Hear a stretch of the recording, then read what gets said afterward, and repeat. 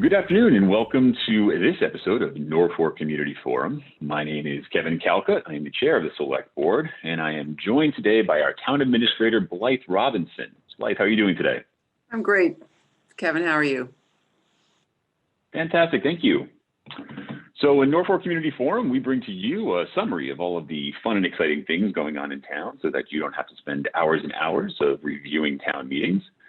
We're also going to be joined by a guest today who's going to talk to us about some of the exciting things happening in town in terms of short and long-term planning and development.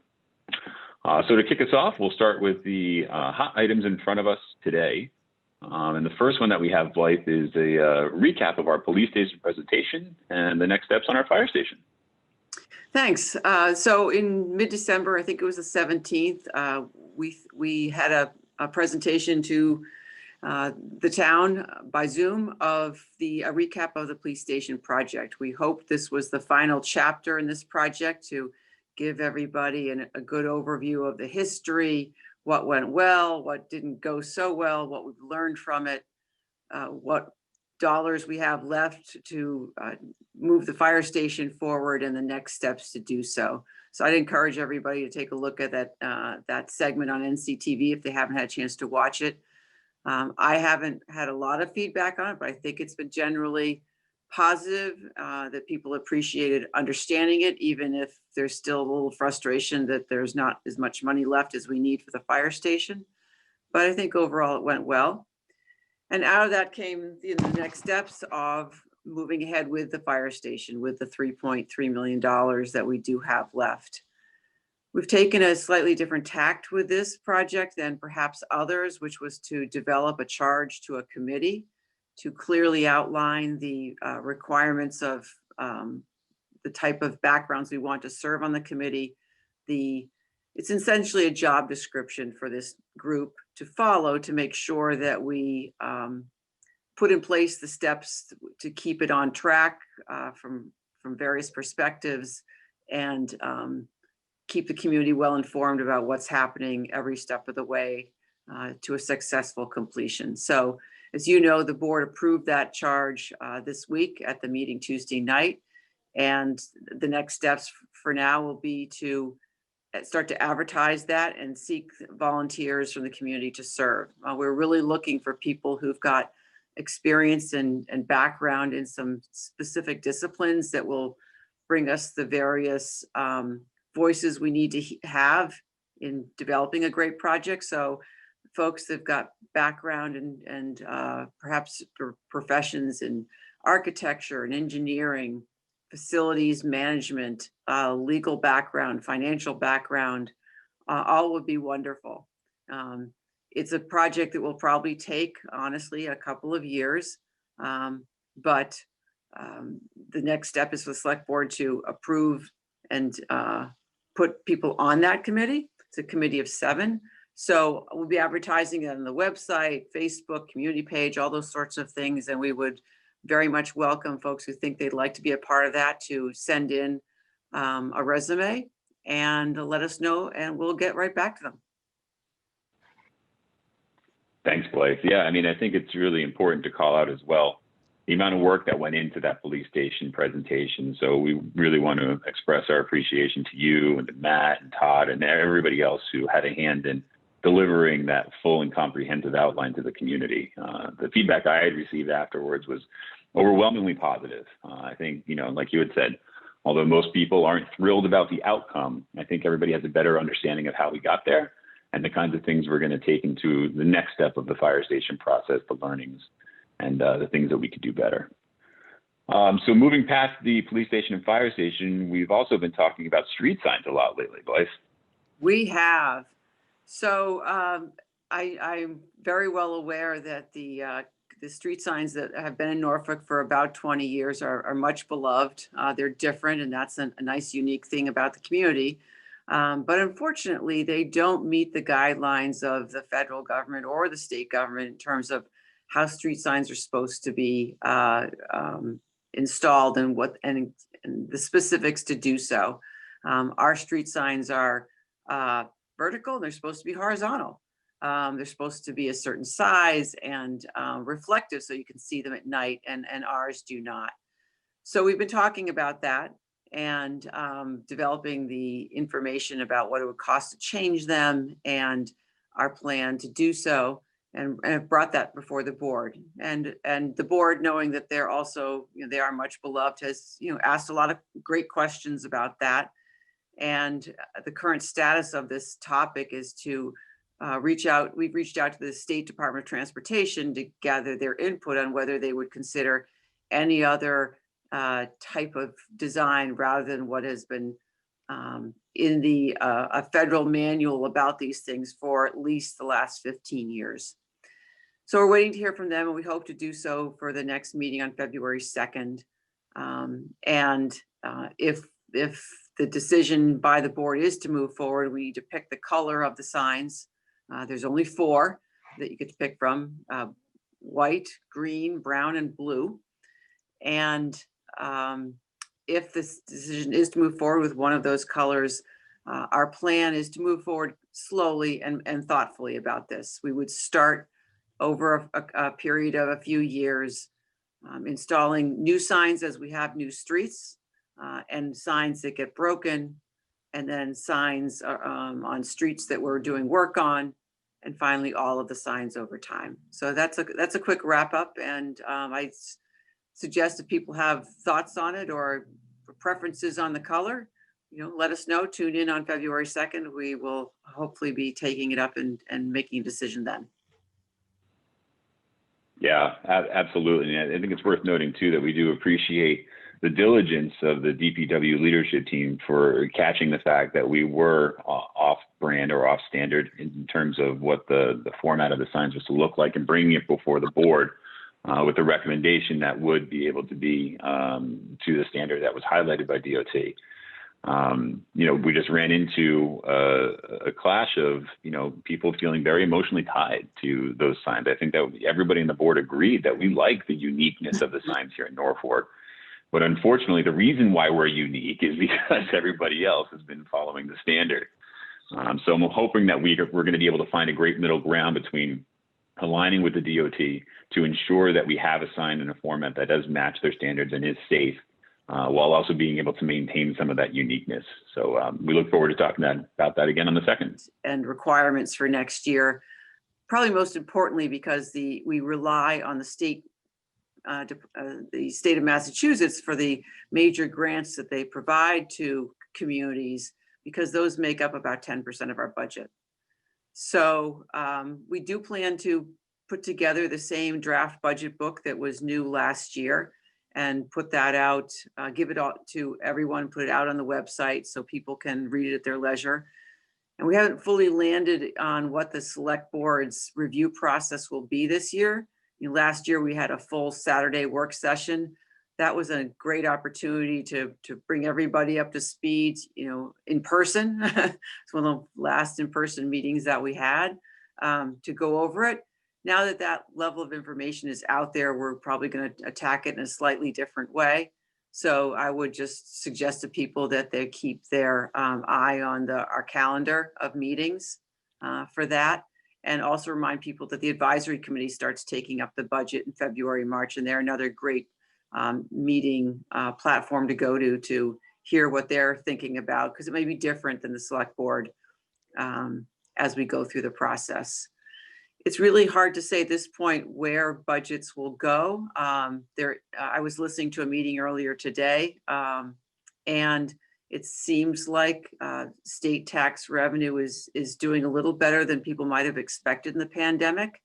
And as you know, from the last couple of years, the state has given to communities the same level percentage increase in state tax revenue as they are seeing. And they announced this morning, and I don't usually get to have breaking news, but this morning announced that increase for one of the grants the town receives about $1 million from is going to go up by 3.5% next year. So that's good news. And we will keep our eye on all the other metrics and be rolling that information out in the next couple of weeks. Thank you, Blythe. And yes, I agree that introducing an aspect of breaking news to these shows is going to be quite the advancement in terms of the audience interest. But thank you for the update. That's important for people to know, and it's good to have a glimmer of hope and brightness at the end of this tunnel that we've been going down for the last year and a half. So much appreciated. Sure. The last item we wanted to touch on was a COVID status update. I know that, as we enter into, 2021 and look forward to a vaccination period and the knock on wood potential for putting this pandemic behind us, there's a lot of interest in the way that we're going to be going about that, both at the state level and locally. What do we have to share with the community at this point regarding our COVID status? I think the hardest thing about the pandemic throughout it, and it continues to be, is not being able to give people the information and the time frame that they want and need and deserve about what's happening and what they should do next. And the vaccine rollout has been much a part of that. We're in phase one of the state's plan, and that includes first responders and healthcare workers. And even that has gone slowly. Because as we have come to learn, the amount of vaccine available and rolling out to states has not gone as smoothly as that had been hoped. And the state itself is having to work to set up the whole structure of how the vaccines will be given that they have never, heretofore not needed to plan for. So phase two, which is supposed to start February 1st, and for folks of a certain age group and comorbidities and other essential workers, we're not exactly sure of the time frame of that. But what we're starting to understand is that there's going to be a number of locations set up for people to be able to make appointments to go to. And I would just recommend to people that they keep their eye on the state's website on this and our own, because there will be links to, how to get the vaccine, and that will be the best place to learn what it is. And when we have, actual information, we'll push it out through our website as well. Yeah, thanks, Blythe. And, one of the things that we've been trying to keep up on has been the reporting of the splits between the prison cases versus the community cases. Around Halloween, we saw a spike at the prison that was the main driver for much of the designation we were given by the state as being high risk. Right. So in working with the DOC and working with our public health nurse, the incredible amount of outreach that you had done to try to get us as much information as possible, we've been trying to provide an outline of what those numbers look like on a week-to-week basis. But that has been met with its own challenges as well, whether it be the overlap of date ranges, whether it be the metrics the state is using and the components of those metrics. It hasn't been very easy to be able to project that with confidence. But at this point, what we're looking at is the number of cases we're seeing, at least from last week, has been an even split just about between the prison and the community. So definitely identifies that it's prevalent in both areas. And we still need to maintain the same level of diligence in ensuring that we're adhering to all the safety recommendations and guidelines. But it also does identify that what we've been doing up to this point has been very effective. So we do appreciate the community doing that for us. Absolutely.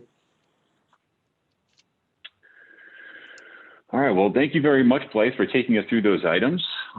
Next we have a guest that will typically join us to embark on some insight and expertise in a certain facet of municipal governance. And this week we've invited our town planner, Rich McCarthy, to join us. Rich, how are you doing? Very good. Thank you for having me. Hey, Rich. Oh, thank you.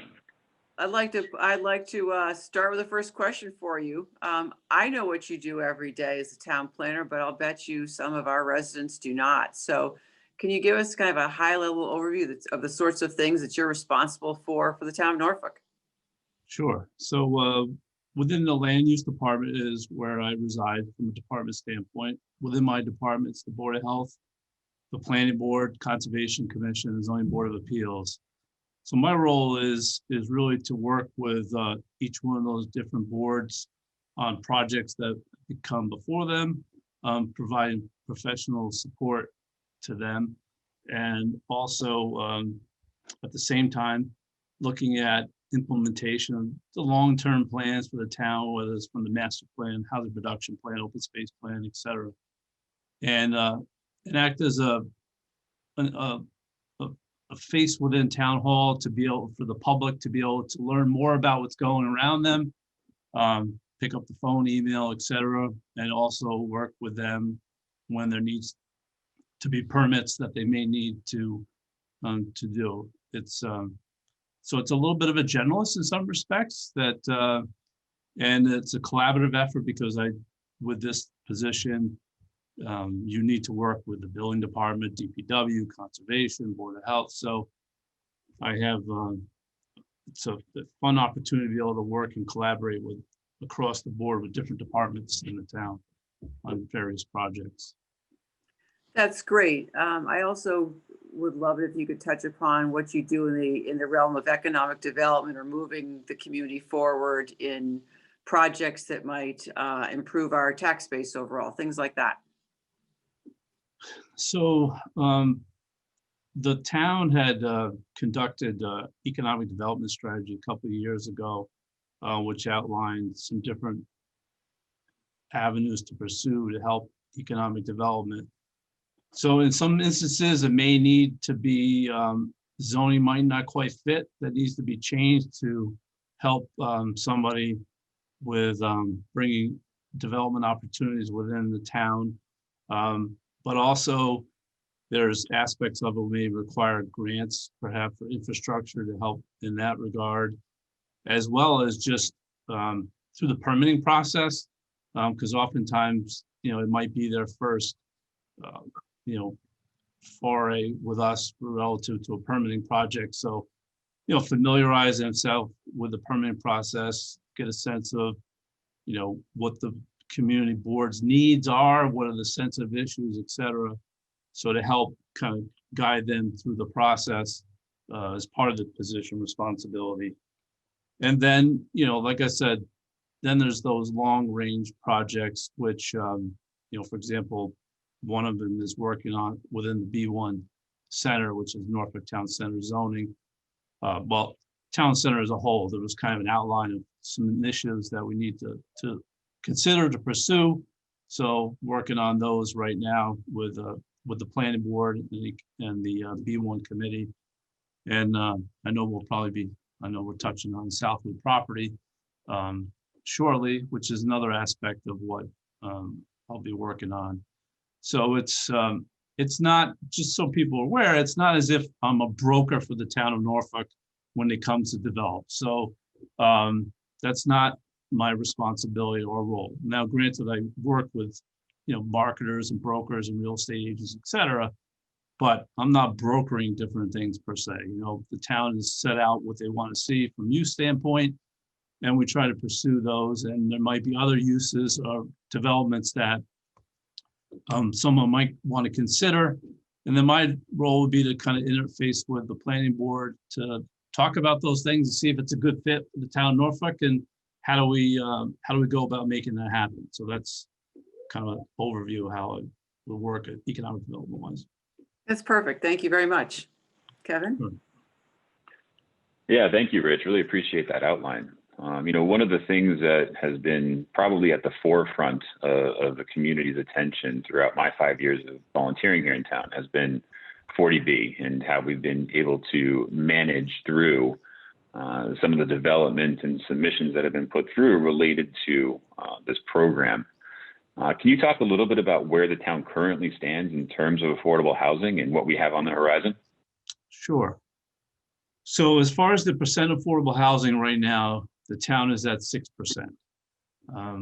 There were 2 projects that were recently approved by the Zoning Board of Appeals, Abbeville over on Lawrence Street, and then Lakeland Hills, which is off of Seacon Street. Between those 2 projects, we received, or we're up to 6%, but one of the programs that the state has is the ability to produce a housing production plan. So the town has a housing production plan that was enacted in 2017. And by having that plan certified by Department of Housing and Community Development, if you approve projects, either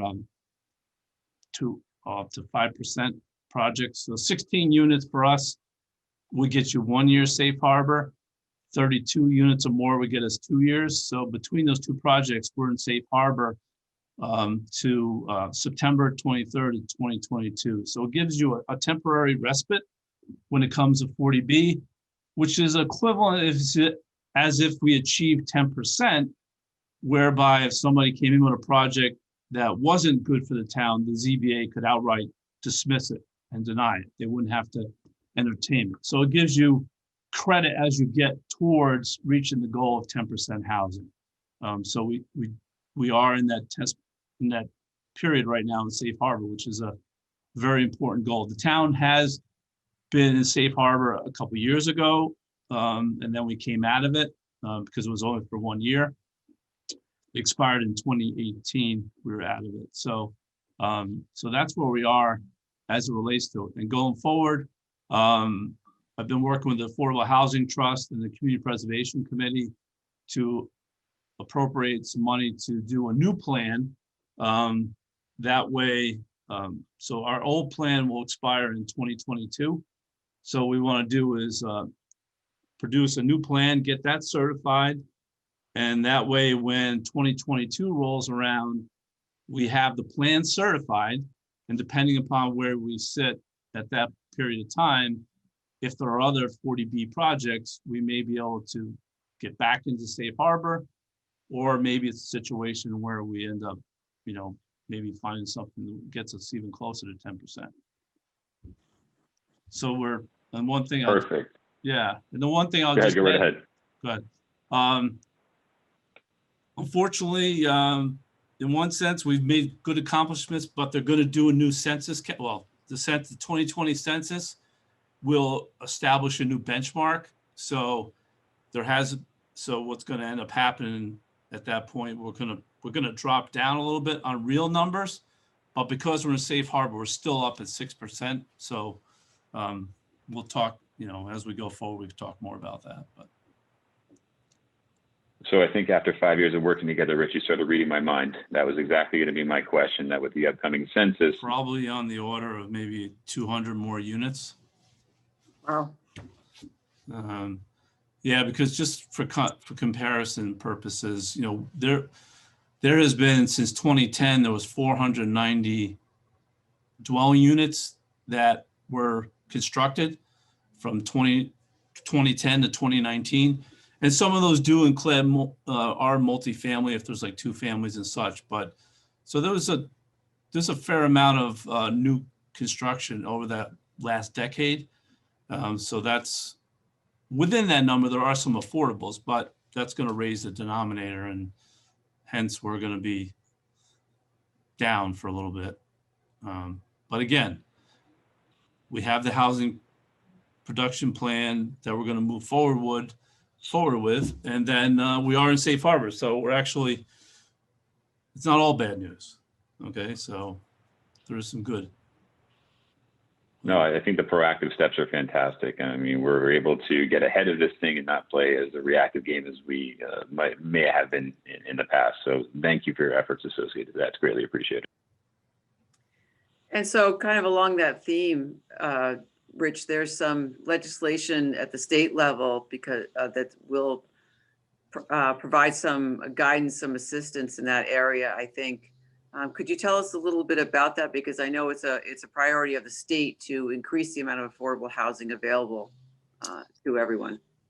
Yeah, so the economic development bill that was just signed in has provisions for housing choice, and some of those provisions are lowering the threshold for zoning amendments through town meeting to a majority versus a 2/3 when it's related to further housing production. So there's, the state level, there's really two goals, right? There's affordable housing production, but also more housing production. So they kind of go hand in hand.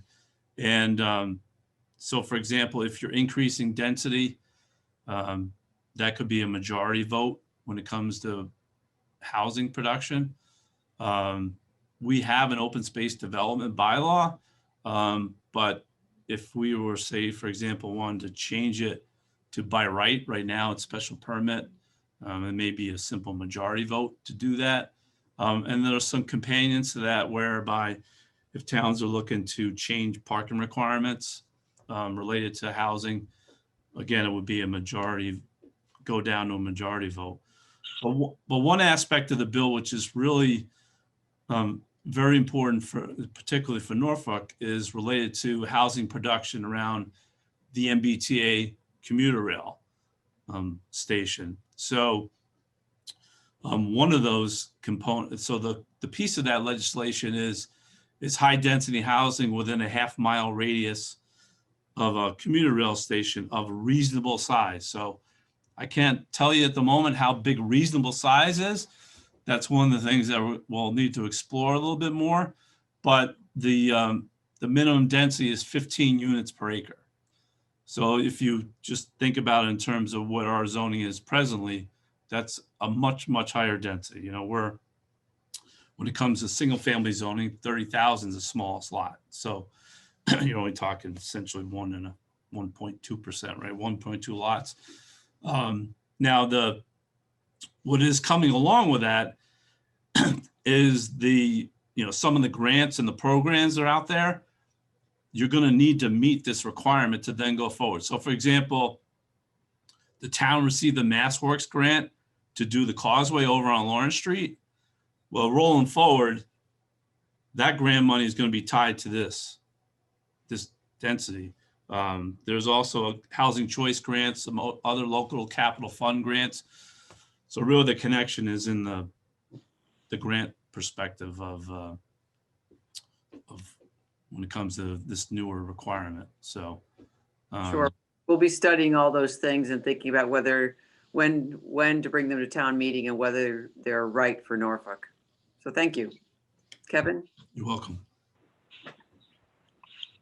Yeah, thanks, Rich, especially as we go down the path of discussing what the best fit is for town center and these B1 discussions. I think these recent pieces of legislation will be important in helping to guide how that will work, not only for the short term, but for the long term. Mm-hmm. So, one of the bigger things that's up in front of us right now is Southwood. Southwood has been something that we've identified as an opportunity for the town and an asset for the town for long-term planning as it relates to housing. We've had a couple of interested parties come across over the course of the last few years, but nothing has really come to fruition. We do have a very good prospect at this point that has generated some interest. So if you wouldn't mind, would you mind taking us through a little bit about Southwood and where we are right now? Sure. So the Southwood property, which is the 111 Dedham Street, has had, so the marketing of the property really started in earnest in about 2000 and it's gone up to the present time period. The most recent developer is interested in purchasing the property and developing it. Now, what's important I want to emphasize is that there was a concept plan that was shared with the planning board back in December to get a sense of what they think might work on the site from a market perspective. But again, concept plan, if you really drill down, it's really a very basic plan. It's better than writing something on a napkin, but let's put it not too much higher in people's minds. So I don't want people to, and we've gotten feedback from it and I understand the concern, but it's really a starting point of a conversation. So the difference now is that in the past, there was developers who were going to try to move forward, get everything in line as it relates to, with zoning and so forth with the town, and then purchase the property. But in more recent marketing efforts, the Archdiocese of Boston has taken the perspective that they really want to move on. They really don't want to wait. They've been trying to sell the property for 20 some years now. So on the present deal that was structured, which was supposed to close actually last week, but they still haven't closed on it yet. They buy it as is. And then the developer's responsibility is to work with the town of Norfolk and state, local agencies, so forth, to develop the property. So that's where the developer is, but from where the community is, we're going to have a community forum on next Tuesday night, January 26th. There will be on Zoom. The purpose of that meeting is not really related to that specific development proposal.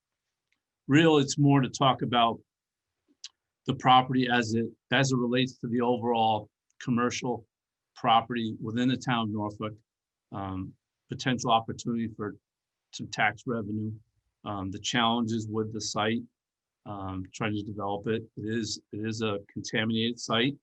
There is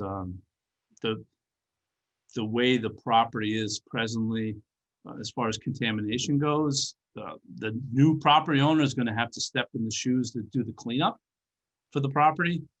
And part of that cleanup through the state program is some development to help pay for the cost of the cleanup. So there'll be cleanup on that property that needs to be done, depending upon where development goes, how that'll be shaped. So that's to be determined. There is a deed restriction on the property for hospital use. Once was a state hospital that was sold. And so when that was sold, there was a deed restriction on there that it's really can only be utilized for hospital related use. That would have to be removed, the deed restriction that was through the state. So it would come via a town meeting vote at some point. That would then we would reach out to our local rep to help move something through the legislature to remove the deed restriction. So, what happens there and the comfort level of the residents in Norfolk, that's going to kind of shape where this goes. So, removing a deed restriction, if the development doesn't work, probably not going to happen, right? And without that, you can't develop the property. So really we're, as I suggested to the potential developer, you're really more on, you have to convince the community to go forward, right? So there's no permits in place. The zoning, some of the zoning is in place relative to, if they want to pursue age restricted housing, even biomedical. So there are some uses that are allowed there. That we'll talk about those on Tuesday night a little bit.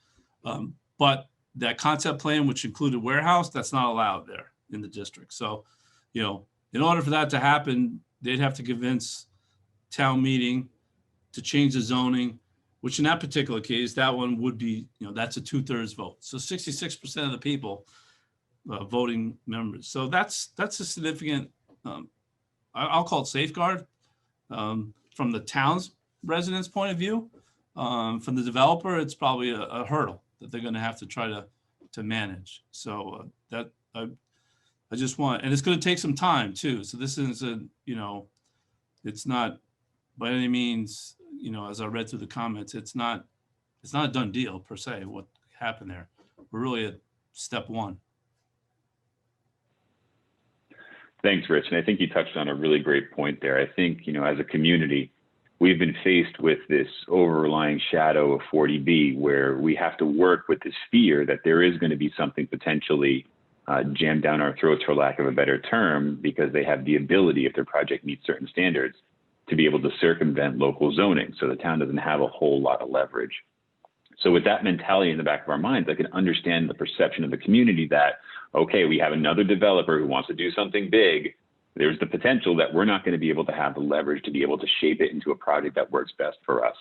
But that just isn't the case with this particular project. We do have the safeguards in place in the way of the zoning that's currently in place for that site, as well as the deed restriction at the state level that's currently on that site. So if you could just reiterate from your perspective, are there any negative implications associated to the path by which this developer is taking to move forward with closing on the site and then tackle all these other issues on the back ends? Or is this something that you view as a positive for the town? Well, I think, so we'll start with the positive aspect of it. I think ultimately they're buying this property to put it into some productive use. They're not just, people might have a different opinion, but, some active, productive use to the town, not just an abandoned hospital site. So they're motivated to clean it up and put it into some use. So that's a positive. So you're really, unlike some of the other, potential proposals, you'd be dealing direct, at least, things could change, but as at this point, the party who'd be wanting to do the development. And they might bring other parties, but that's the entity. It's not somebody who is trying to permit something and then sell off to different developers. So that's a big important piece of this. They're kind of a known commodity that does a variety of different developments within our region. So they have that capacity. I will say, on the negative side of things, I think in many instances, developers consider they'll have a purchasing of a property subject to getting all their permits. So that's a little bit, it's not to say it doesn't happen, but it's a much different scenario. I think that's probably a lot of concern from residents that I've heard already and have written, that's, wow, they've already bought the property. It's like, they feel as if it's a done deal and they're ready to roll. And that's not the case. There is a bunch of things that need to happen in order to develop it. I think their motivation is the property has been discounted to accommodate for all the challenges that are on the property. So, there are buildings that have asbestos in them that need to be removed and abated. There is the contamination on the site that needs to be remediated. There's infrastructure, so the water needs, they need to bring water to the site. There also needs to handle wastewater. It's not as if they can tap into a sewer line that's sitting out there on Dedham Street from the town of Norfolk. So they're going to have to build their wastewater infrastructure, stormwater. So first blush, the price will be discounted. But then if you go forward and what the infrastructure needs to then bring it forward, it starts to, change the price point of doing the development site. Perfect. Thank you, Rich. I appreciate the outline. I think everybody's eagerly looking forward to the conversation on the 26th. Just so we could check in with people, that is going to be remote via Zoom entirely. Is that correct? That's correct. Yep. So and all of the it is on. So the link is on My Town Government for the Zoom right now under the planning board. The agenda, if it's not posted yet, it will be probably within an hour or two for the meeting. Perfect. Thank you, Rich. So if you are looking to join this discussion, whether you're a resident of that area of town or not, we'll have the information available on the posted agenda on My Town Government for anybody that wants to join.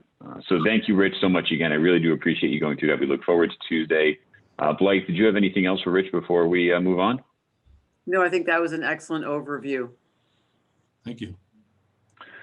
All right, Blythe, so we typically wrap up our discussions on Norfolk Community Forum by highlighting some of the upcoming events and dates of note for the community. The first thing that we'll share is our select board meetings that are coming up. Our next one is going to be on February 2nd, with the second one of the month being on February 16th. On the 16th, we will have a public hearing for the water rates for fiscal year 2022. So if you are interested in hearing about how the recommendation is put forth to the board about what we are going to be charging for water, please be sure to tune in. I think the next item that we've got coming forward, as you just mentioned, is the meeting about Southwood Hospital site on Tuesday night, the 26th. And I would just reiterate that I really encourage people to come. I think Rich did a great overview and hopefully instilled some confidence in our residents that they hold a lot of sway as to what happens with this project, that public feedback and input that I'm sure the developer will be listening to will go a long way towards what is actually proposed. And if it requires a town meeting vote, then everyone who comes has a say, has a vote. And that will make a difference to what we decide to do here in Norfolk. So please, if you can make it or watch it afterwards and give us feedback, that'd be great. Yeah, absolutely. Similarly to the point of engagement, we are coming up on that time of year when nomination papers will be made available at the town clerk's office for those who are looking to volunteer their time to help the town in a various number of capacities and boards and committees here in town. I imagine that we'll have a listing of those coming out within the next couple of weeks, and then you'd be available to pick up those nomination papers from the town clerk from February 16th through, I think it was March 11th. Obviously, there is no greater joy than being able to help with the betterment of Norfolk. So please, if you do have some expertise in a certain area or you are interested in a certain facet of our boards and committees here in town, we strongly encourage you to get involved and to pick up some nomination papers and start the process. That's right. The town clerk, I spoke with her yesterday, and all the information will be posted to that page on the website shortly. So we recommend that. There's always also a couple of dates we like to just remind people about, or things that they might want to keep their eye on. The town census has come out. It hits your mailbox. This town is required to do a census every year, so we're most grateful if you can fill that out and turn it in. We've repurposed the ballot box behind Town Hall. You don't need to stamp. You can just drop it off there if that works for you. And with the census comes the annual licensing of dogs. So looking for you to, if you have a pet, relicense it for next year. There's a lot of good reasons for doing that. And you can do it at the same time.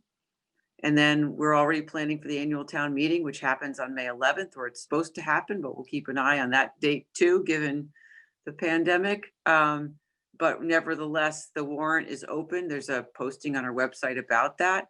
And any petition articles by citizens we would need by February 12th. And we're happy to take them electronically. The town clerk's office, again, has the petition form. If you're interested, reach out to them. They'll walk you through the process to get it back to us. Thanks, Kevin. Absolutely. Thanks. Thank you so much, Blythe. So that's everything we had for today's show. Blythe, is there anything else you wanted to relate to the community? Thanks for watching.